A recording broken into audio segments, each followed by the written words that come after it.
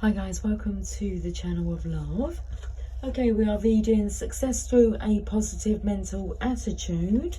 We are on chapter 2, but at the end of chapter 1, there were some questions that you could ask yourself.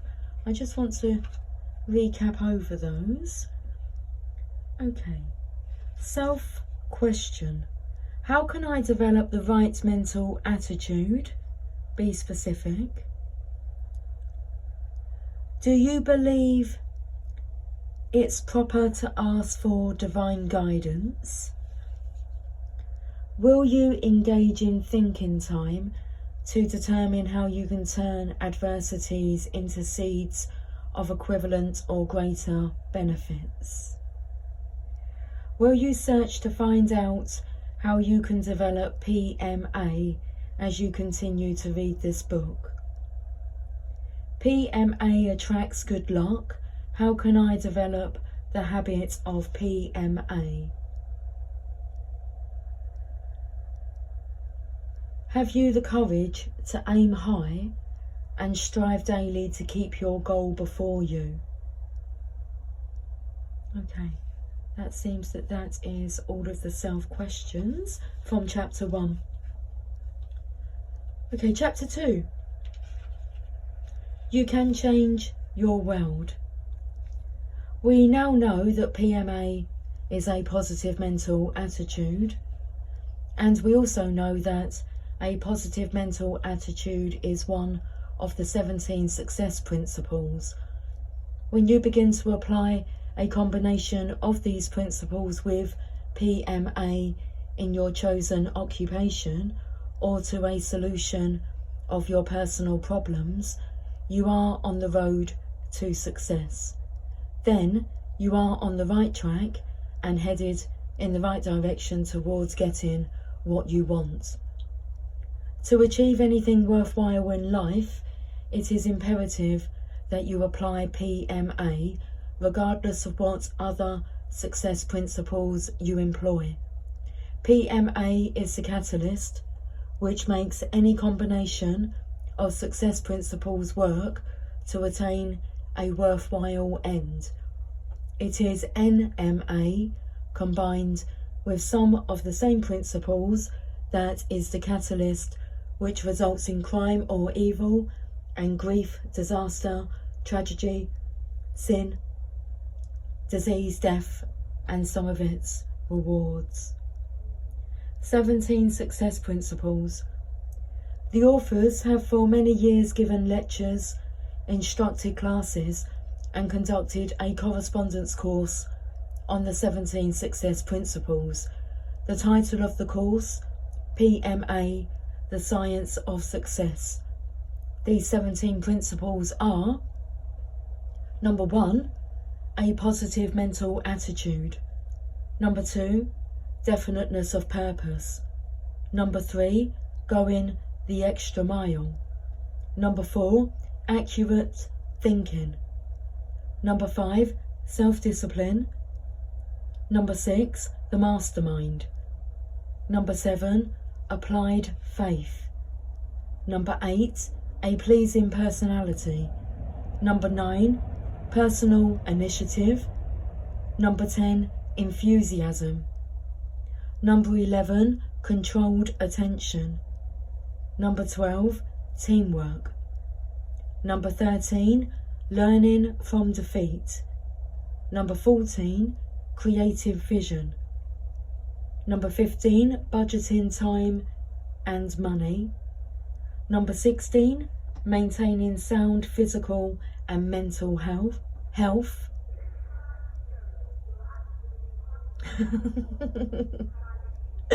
Number 17, using cosmic habit force, universal law. Did you hear the announcement from the platform? Okay. Maintaining sound physical and mental health. These 17 success principles are no creation of the authors. They were extracted from the lifetime experiences of hundreds of the most successful persons our nation has known during the past century. As long as you live, from this day forward, You can analyse your every success and every failure, that is, if you imprint these 17 principles indelibly in your memory. You may develop and maintain a permanent positive mental attitude by making it your responsibility to adopt and apply these 17 principles in your daily living.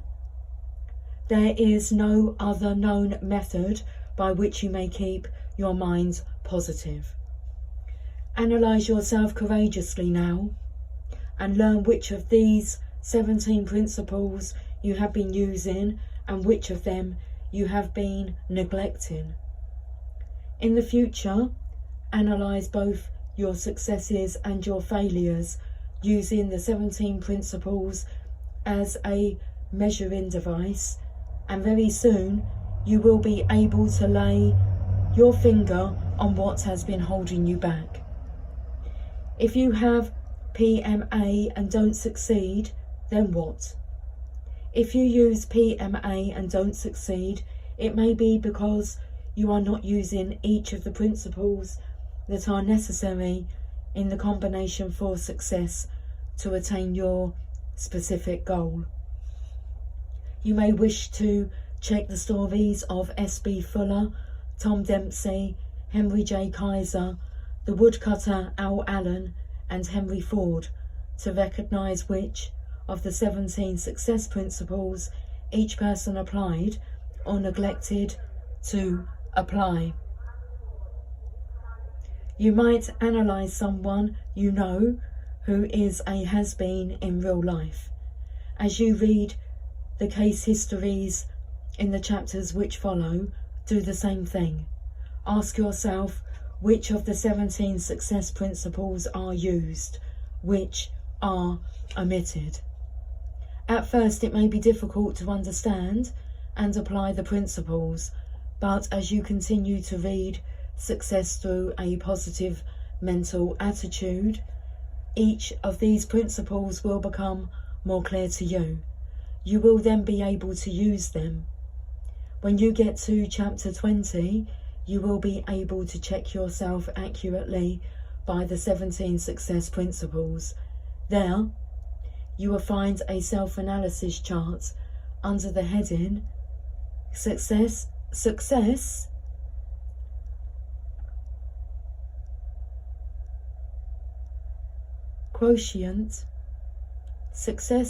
Quotient Analysis. Has the world given you a raw deal? Shall I repeat that? Has the world given you a raw deal? The students who have enrolled in the PMA Science of Success course have often been people who considered themselves failures in some area of their lives.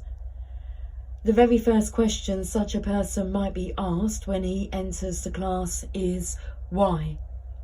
Why are you taking this course? Why haven't you had the success you would like to have?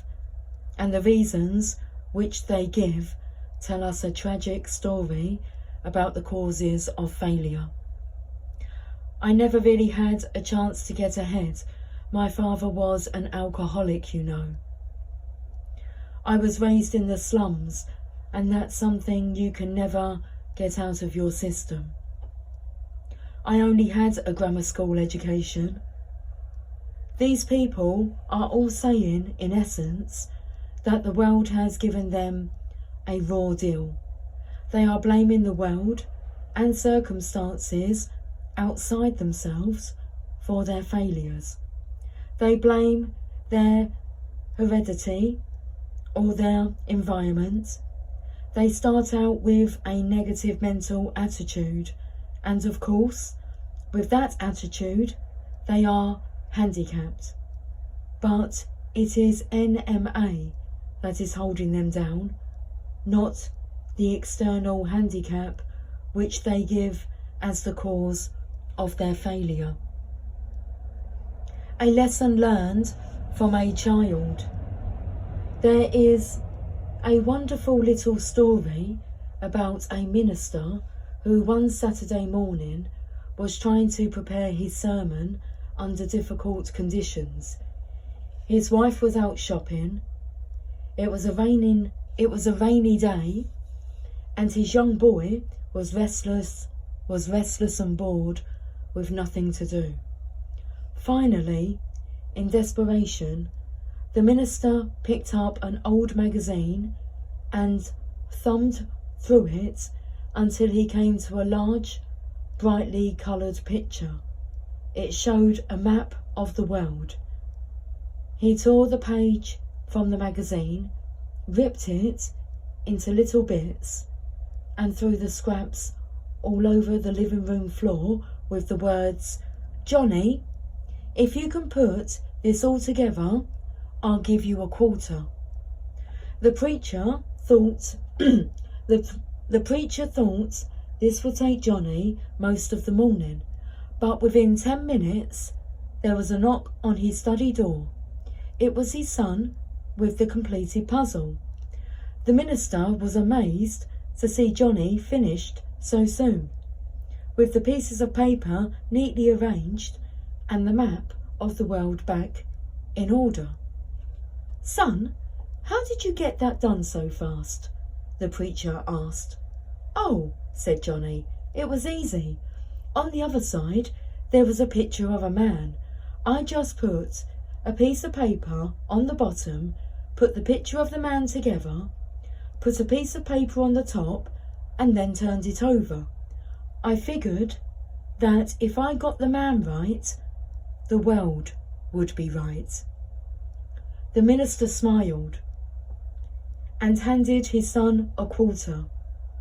"And you've given me my sermon for tomorrow too," he said. "If a man is right, his world will be right." There's a good lesson in this idea. If you are unhappy with your world and want to change it, the place to start is with yourself. If you are right, your world will be right. That is what PMA is all about. When you have a positive mental attitude, the problems of your world tend to bow before you. Let's leave it there. With chapter 2, we shall pick up